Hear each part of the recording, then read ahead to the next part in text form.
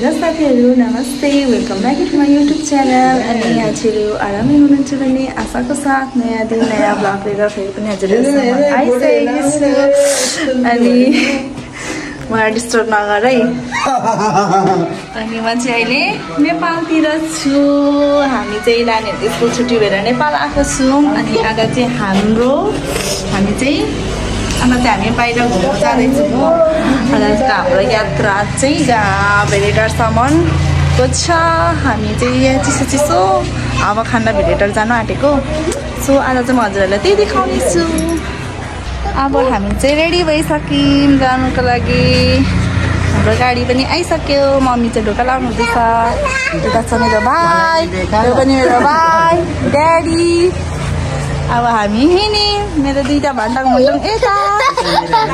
Excited यता पनि भान्डाङ मुन्डुङ अरे यो पनि ह्यान्डसम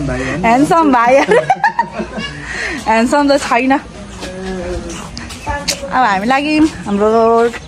अटो आइसक्यो अनि हामी चाहिँ लाग्यौँ हाम्रो दुईजना दिदी र ठुलो मम्मी चाहिँ बजारमा हुनुहुन्छ त्यहाँबाट हामी लिएर जान्छौँ हेरेर लाइक कमेन्ट गर्नु होला अब हामी चाहिँ अटोबाट गयौँ अटोबाट यो चाहिँ हो मेरो माइती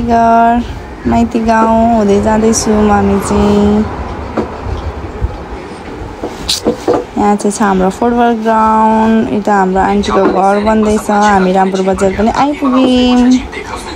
यो चाहिँ हाम्रो रामपुर बजार हो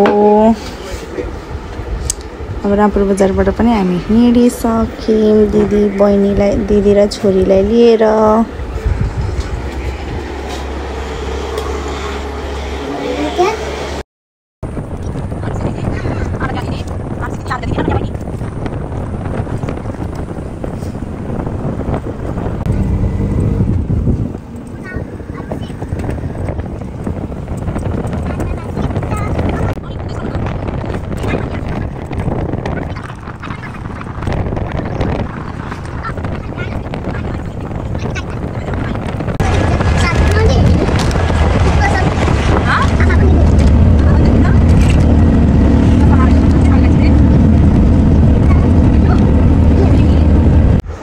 अब हामी चाहिँ कोसीको पुल पनि पुग्नु आँट्यौँ यो चाहिँ सप्तकोसीको पुल हो यो चाहिँ एकदमै फेमस हो फेमस पुल हो नि त अनि अब हामी चाहिँ यहाँ चत्रातर्फ लाग्यौँ चत्रा पनि आइपुग्यौँ चत्राको बाटो हुँदै हुँदै अब हामी धरान जाँदैछौँ धरानको बाटो चाहिँ पुरा बिग्रिरहेको थियो पानी परेर हो अनि पुल पनि बनाउँदै रहेछ एकदम उफारेर झन्डै मार्यो नि हौ साथीहरू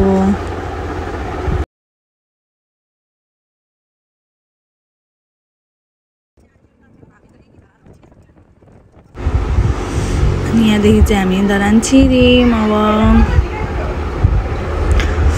अनि चत्रा लाइन हुँदै हुँदै हामी चाहिँ माथि भेलिटारको बाटो लाग्यौँ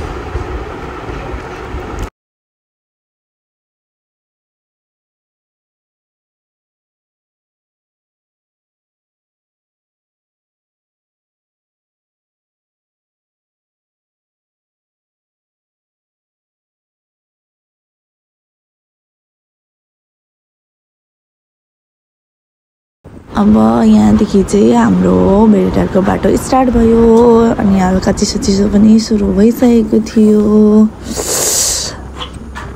अनि हामी चाहिँ खुसी हुँदै जाँदै थियौँ यहाँ चाहिँ मेरो छोरी सुतिरहेको छ अर्को छोरीहरू चाहिँ उसको पापा र अजासँग दुईजना चाहिँ बाइकमा गएको थिए अनि हामी चाहिँ अटोमा किनकि रामपुरमा चाहिँ पुरा गर्मी भइरहेको थियो सो हामी चाहिँ भेलिटार चिसो खानुलाई गएको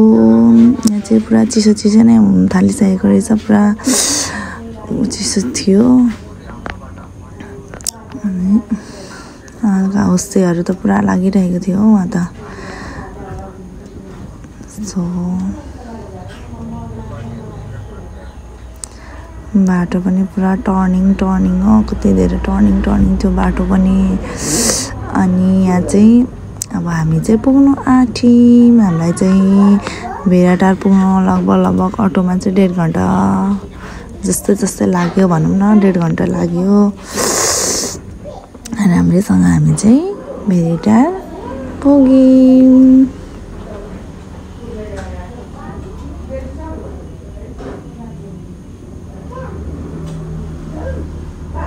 अब हामी चाहिँ यहाँ भेडाटार बजार आइसक्यौँ। अब हाम्रो चाहिँ यहाँ सल्लाह हुँदैछ हो, हामी चाहिँ बस्दै गरी आएको थियौँ, बट आएर चाहिँ हाम्रो के सल्लाह हुँदैछ भने चाहिँ हामी चाहिँ फर्किने भन्ने सल्लाह हुँदैछ यहाँनिर। अनि यहाँनिर स्काई वक रहेछ हो, भेडाटारको फेमस चाहिँ हो स्काई वक। अनि हामी यहाँ सल्लाह गर्दैछौँ के गर्ने त भनेर। अनि मेरो बुढा चाहिँ झोला लिऊ यहाँ बाँधिदिन्छु भनेको गर्नुहुँदैछ हो, सो म चाहिँ झोला लगिदिँदैछु यहाँ।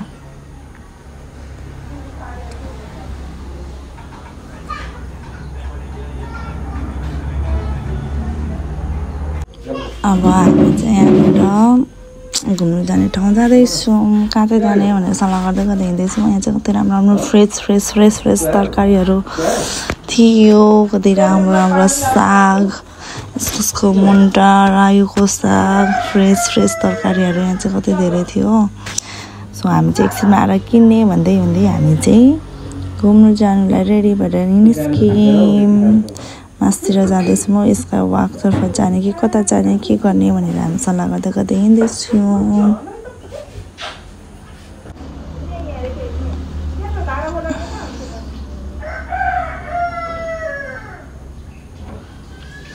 यहाँ चाहिँ हाम्रो दिदी बहिनी,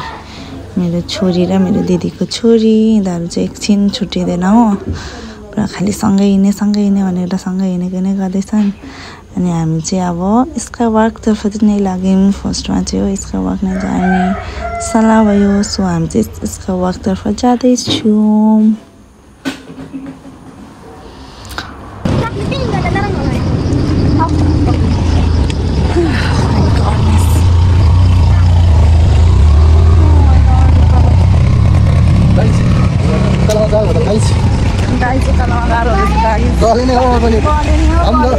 हिंदी में बात कर रहा था,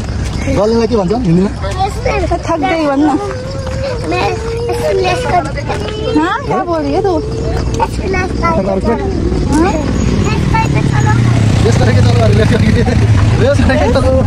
क्या भन्छ अब त? बैठ के चले। ओके एकछिन बैठ के चलते हैं गाउनहरु। हम थक गए। को बोट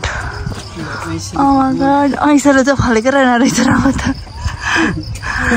ऐसेलु यो हो कुचो होइन कुचो त यो अम्लिस हो कुचो होइन त माथिको कुचो बन्छ होइन र त्यही त नि हो नो यो कहाँ छ र गुराँसको बोट चाहिँ ए यो सानो बेबी गुराँसको फुलको बोट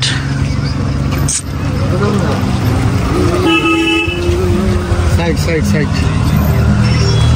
यहाँदेखि हो गएर स्काई वक जाने बाटो।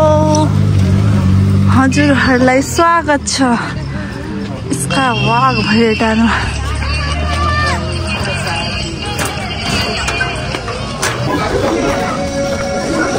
Oh my god.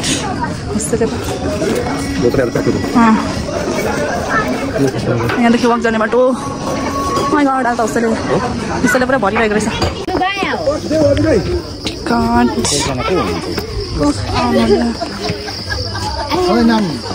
टिकट नानीहरू गइसक्यो। हामी चाहिँ लाग्यौँ है साथीहरू स्काई वकतिर। फोटोसुट हुँदै यहाँ चाहिँ छोटो। Oh my god, हिमालय चढे जत्तिकै छ नि हौ। Oh my god, डाँडा हेरौँ हामी चाहिँ। Oh my god, यो फुल रहेछ, क्युट फुल जस्तो रहेछ। यहाँबाट चाहिँ मन्दिर रहेछ। Oh my god, उकालो चढ्नलाई साह्रो पर्दैछ मेरो छोरी पो डरिरहेछ मेरो छोरी आमा दादा पुग्यो फाइनली हामी त यहाँ आइपुग्यौँ यहाँनिर हो टपमा पनि छ जाने ठाउँ चाहिँ माई गड सासु लिएर मान्छे पनि हिँड्दैछ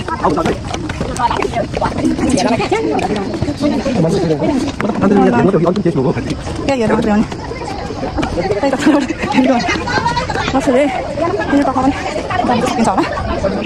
फाइनली हामी चाहिँ यसको भित्र आइपुग्यौँ अनि यहाँ चाहिँ यस्तो रहेछ हो यहाँनिर फोटोसुटहरू गर्नु फोटो पनि खिच्नु हुँदो रहेछ साथै यहाँनिर जम्पिङ गर्ने ठाउँ पनि थियो अनि यहाँनिर पिङ पनि खेल्नुको लागि जग्गा रहेछ सो हामी चाहिँ यो सब चाहिँ केही गरिनौँ हामी चाहिँ यसको भित्र मात्रै छिर्यौँ अनि अब हामी चाहिँ एकछिन यहाँ फोटोसुटहरू गर्छौँ त्यसपछि चाहिँ हामी छिर्छौँ भित्र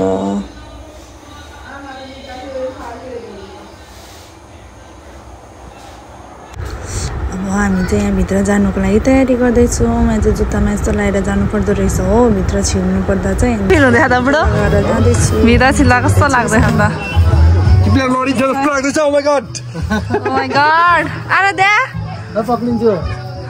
डर लाग्यो Oh my god, के को डर हो केही हुँदैन सिसाले केही हुँदैन वाकिङ वाकिङ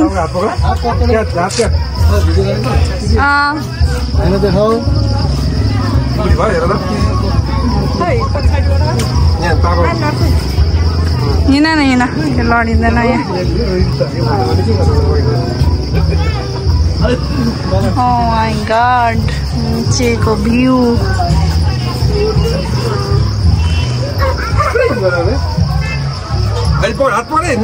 छोड्नु जानु त्यति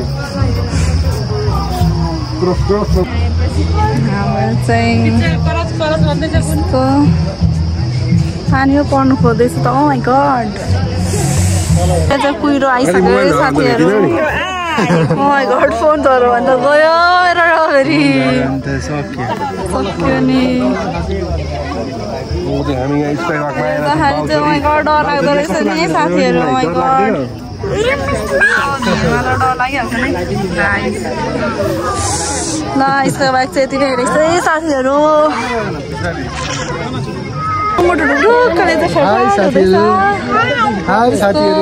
हेरेर चाहिँ डर लाग्दैछ मुनि हेरेर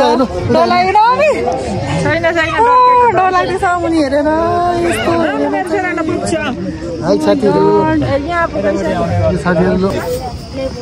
मेरो छोरीलाई डर नलागेको हेर Oh my god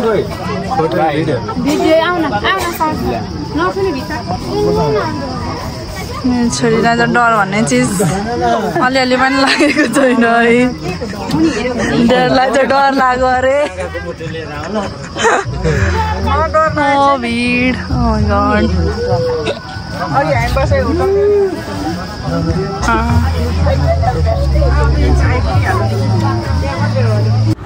अब चाहिँ हामी निस्क्यौँ यहाँबाट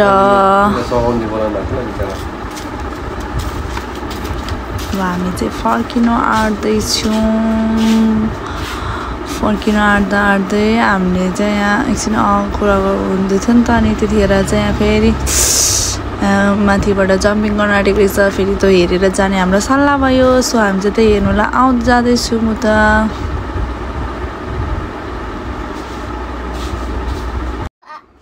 अनि यहाँ चाहिँ तल झर्नुको लागि रेडी हुँदैछु त्यतिखेरै मेरो छोरी चाहिँ पुरा डान्स गर्दैछ हो यहाँ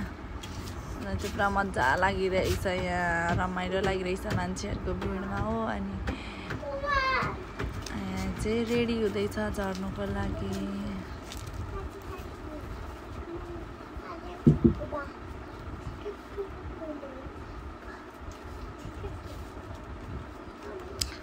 माथि हेर्दा घामले आँखामा हो पुरा उयो लागिरहेछ यो चाहिँ यसरी मात्र झर्दो रहेछ ठ्याक्कै कस्तो नै होला भनेको चाहिँ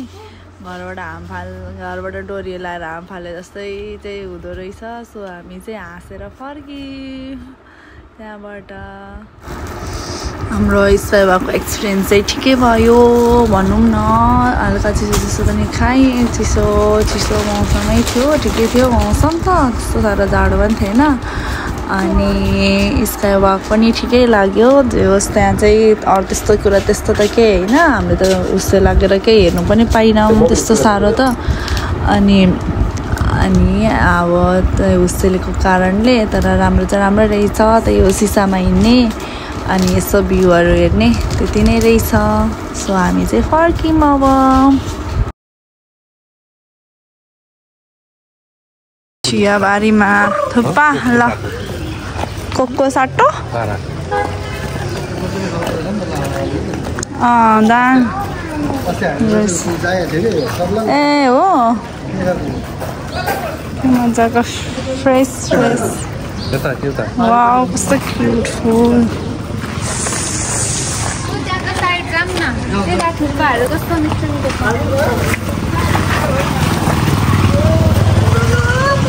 फ्लावरको कलेक्सन मजा फुलको छुङ्गा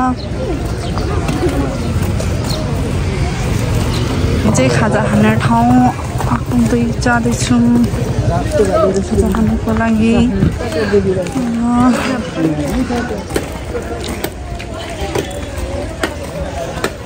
मोटर रातो भाले कतातिर जाऊँ त खाजा खानुलाई फुल रहेछ रातो भाले त कतातिर खाने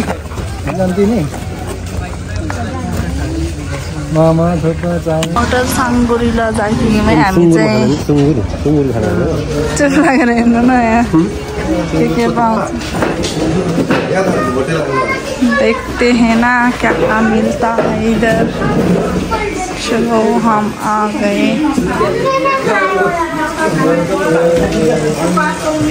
उताउने रास्ता रहेछ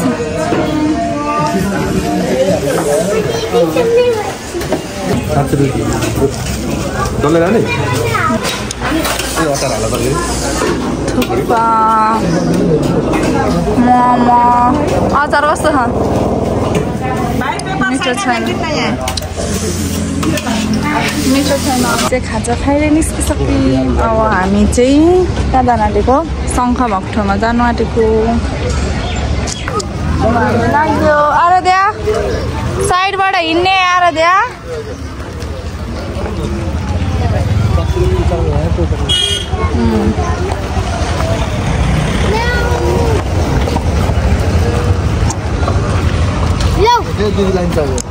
चकलेट मिलीजुली है बाडी चुडी खै झिकिदी हाम्रो ब्यागहरू केही भएको छैन होला यसमा हालेर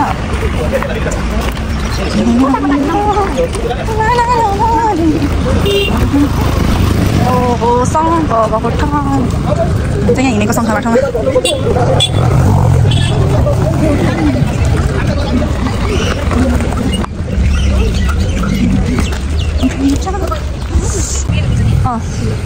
गुराँसको फुल यो फुल कस्तो मन परिरहेछ मलाई यो सेतोवाला कस्तो मन परेको हो त्यहाँ फुलिरहेको सुकिरहेको त्यहाँ फुलहरू के आनन्द हौ ओ माई गड के मजाको ठाउँ अन्त के आनन्द छ यस्तो हुन्छ यति शीतल यति आनन्द यति चिसो मौसम छ यहाँनिर गड सुके क्या ओ माई गड अब हामी चाहिँ यहाँ सब्जी किन्छौँ फ्रेस भेराइटीको सब्जीहरू